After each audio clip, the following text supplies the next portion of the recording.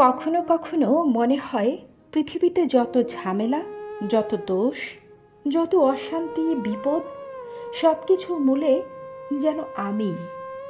কখনো কখনো নিজের জন্য ভীষণ মায়া হয়, আবার কখনো কখনো এই ভেবে নিজেকে বড্ড ঘেন্না লাগে। আয়নার সামনে দাঁড়িয়ে যখন নিজের দিকে তাকাই, মনের অজান্তেই চোখে জল চলে আসে। নিজের ভুলের জন্য, নিজের আবেগের কারণে এতটাই কষ্ট নিজেকে দেই, আধমরা মুখখানা দেখেই বড্ড মায়া হয় নিজের জন্য। কখনো কখনো মনে হয় পৃথিবীর সব অশান্তি শুধু আমার কারণেই।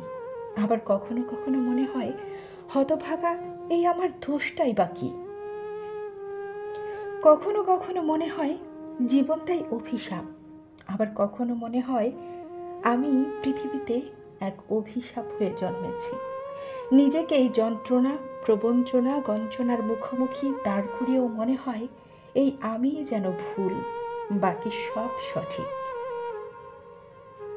কখনো কখনো নিজের জন্য ভীষণ মায়া লাগে, আবার পরক্ষণেই মনে হয় পৃথিবীর সবচাইতে নিকৃষ্ট মানুষ আমি। জীবনে যত ঝড়, যত অশান্তি, অপমান, দুঃখ, হতাশা, এসব আমারই প্রাপ্য। এই আমি আসলে ভালো কিছু ডিজার্ভ করি না। পৃথিবীতে যা কিছু অশুভ, অমঙ্গল, আশঙ্কা, ভুল ভ্রান্তির সম্ভাবনা সব আমার।